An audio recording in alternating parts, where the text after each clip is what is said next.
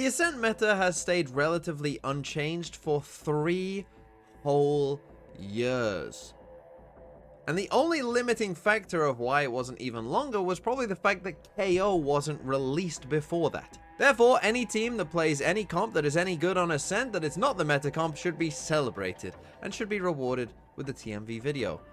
Enter Shopify Rebellion and their Yoru Deadlock comp. Now, as I'm sure many of you are aware, Shopify Rebellion are pretty good. And yes, they are. And on this attack side of Ascent, yes, attack side of Ascent, not easy attack side of Ascent, they're going to cook up some really nice rounds. So, this is the pistol round. We start off with a smoke in here. We start with a little dart in here. It looks like a normal mid default. And now you look at them and you're like, oh, TMV, this is just a normal A-split. This is just, oh, this and this. Boring. Seen this a million times before. But no, you're wrong, because take a look at this. Just trying to eke out if Falcons is going to show them anything aggressive early.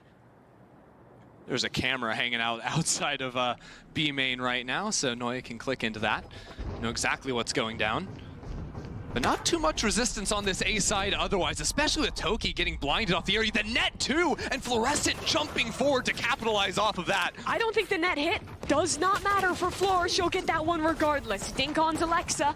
Can Alexis get the trade back? Yes, she can. So Shopify have the site and Falcons have to retake. Now, luckily for Falcons, this wall... Okay, so this is a really nice little exec here from the side of SR. As you see, we're going to get the Yoru TP coming in here. We're going to get the Omen flash kind of perfectly timed. It's a nice response by the Falcons Omen here to get their flash out as well. We're going to get the Yoru clone coming in. And we see you just get the Gravnet here. Now, how this Gravnet doesn't hit this Omen, I don't know. Because it looks like it's in the right spot on the map. It looks like it should be good. So I don't know what happened here and why it didn't catch the Omen. Whilst that's going on, we're also getting a drone A main to clear this, right? So that these guys can come up here. But Fluorescent, for whatever reason, the Gravnet doesn't hit the Omen. But Fluorescent deals with it anyway, gets that kill. Now, there is one mistake here by SR, which is after Fluorescent dies here and we get the smoke, you know, the deep smoke here for them to cross. And you get the wall coming up. These guys are entering. Their timing is quite nice, right? We're kind of getting 3 different entryways coming in at the same time, so that's all nice. The only problem is, as you can see, after Fluorescent dies here, we got Alexis with the spike on their own here in heaven now fighting this Cypher. And so, yeah, you'd probably say if you were SR, like, you know, don't bring the spike, you know, up this way. You'd rather have the spike. I mean, probably just with these guys in main where it's probably safer, right? So that's kind of the one mistake, but lucky that it's Alexis because Alexis wins these fights and does just that. Then the door closes like an Indiana Jones film, and now we're going to see SR close this one out with some really nice little timing play. Falcons have to retake. Now, luckily for Falcons, this wall doesn't catch them jumping back through window. The one weakness in the plan from Shopify. But there's a stun if they drop down. Deadlock Cypher thrives in the post plant. Disgusting post plant agents, that's for sure. Especially on that pistol round. What can Falcons do? They've broken the dart, but SRF 4 players just swinging at them. Madby's done well for a double, but that's not going to be enough. Shopify Rebellion. Okay, now let's skip ahead to round number 3, which is the bonus round, which is actually one of the rare rounds that they lose.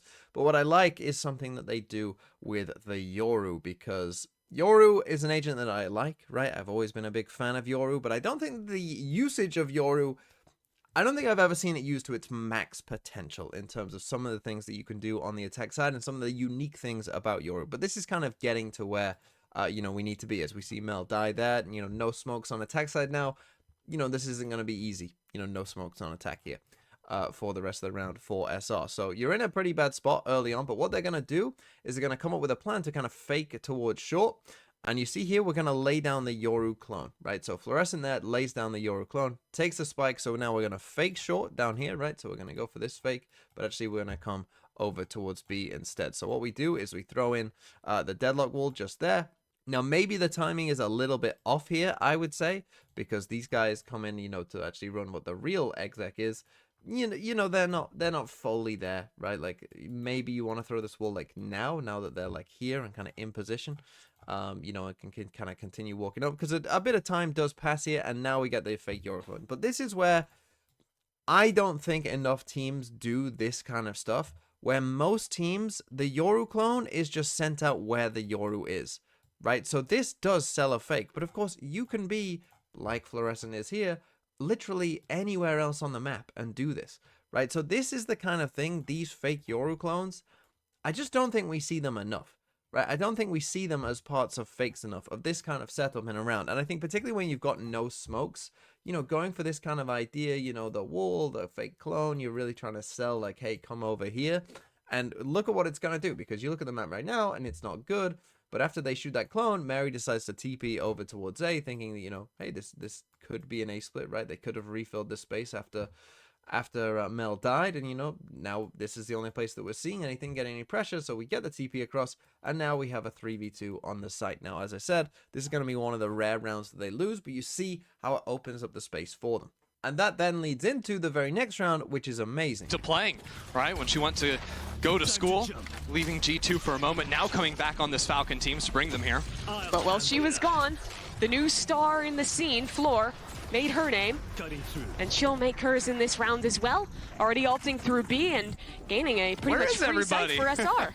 Yeah, actually a deadlock wall already going down into CT too, so just some extra trouble to deal with on the retake. I mean, look at the utility, how filthy that is. Double stuns when you come out of heaven. So there is one little detail to this, which I absolutely love. So let's take a look at what SR are going to do. So obviously we're going to get that Yoru ult here, right? So we start off with the cage here to get out that Yoru gate crash. We're then going to ult. Now, one thing I would say is that Mel is going to pop this flash here.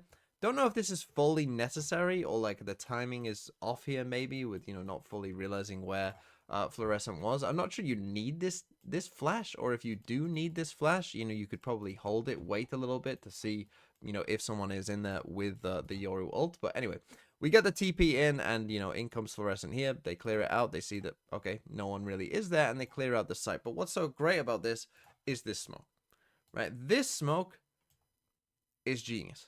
Right, so we've cleared all this out. We know that no one is in this area, right? So we know that no one's there because of the Yoru ult. And as I say, if there is someone there, that's when I think you can just go like Omen Flash, get the Yoru out of the ult, get a free kill.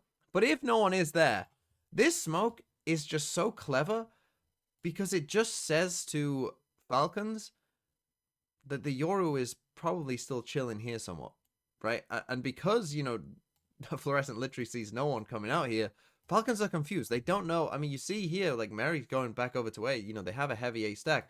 They don't really know what's going on. And you see, we're just staring at this smoke. Because you have to think, like, if you're Falcons, you've heard the Yoru TP here. You know that the Yoru is ulting. But you don't know, like, well, maybe they put this smoke here for some reason. Right? It seems like, huh? Like, what's going on? Right, like, are they about to push CT with this Yoru? Right, is this where the Yoru is going to come out? Are we about to get a flash out of this? You know, like, they don't, it just seems so perplexing. And this is the kind of misdirection that I think, particularly with, like, a Yoru, you can create a lot of, like, you know, weird stuff. And the opponent has no idea what's really going on. They've heard a TP in here, there's a smoke here, well, something must be going on here, but it's not. Which I think is really clever with a Yoru ult, because, again, if there is someone in here, you can probably just Omen Flash them, dart them, kill them with the Yoru.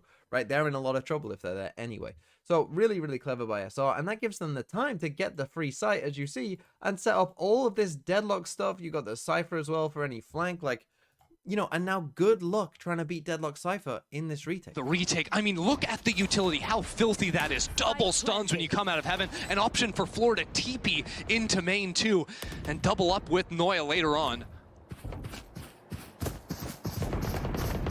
Good news is Mary has the clone, and they need that clone to come out of really market if it's going to break those sensors.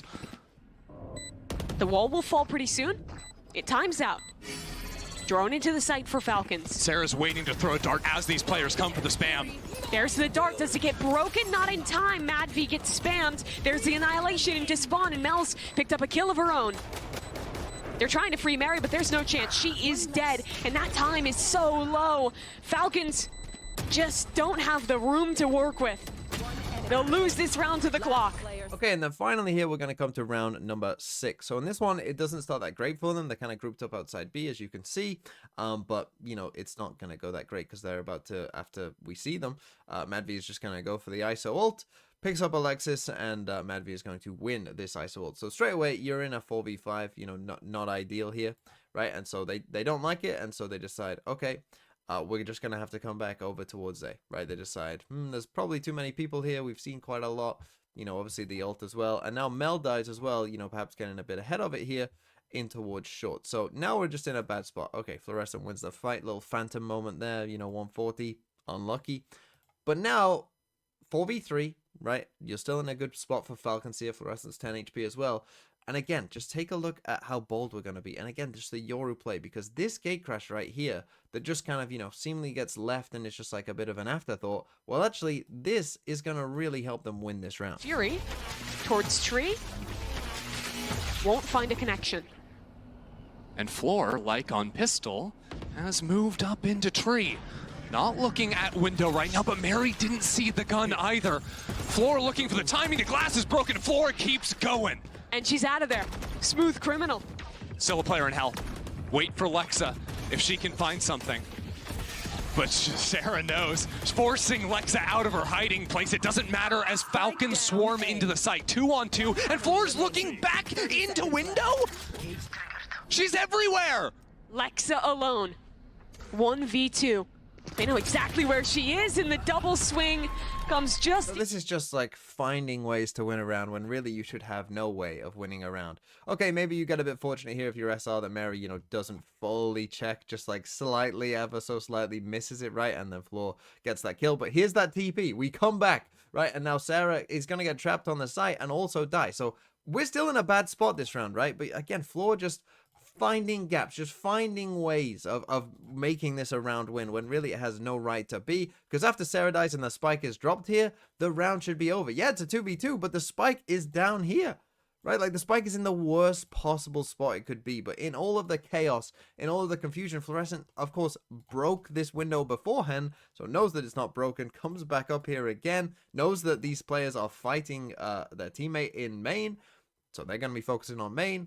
Finds that again, and then Neuer as well. This is really good by Neuer also, right? Waiting for Floor to, you know, kind of come through heaven, you know, putting both cages up, waiting to swing, just chilling here, chill, wait for my teammate. You know, my teammate now is ready to drop from heaven. You'll see that Floor, the little feet up here, you know, is now going to drop, and now we swing, right? So it's the swing off the drop timing. So even if Neuer wins this fight, even if Neuer loses this fight, sorry, which, you know, isn't going to happen very often, well, this is an easy trade. Right, this should be a kill no matter what, and you win the round. So really, really good by SR all over. And just really good, right? And again, we should celebrate these people, these teams who are willing to go outside of the box. And SR have been playing this comp for quite some time, and I think their Yoru and Deadlock usage, as we saw in some of those rounds, was really quite effective and actually won them quite a lot of rounds.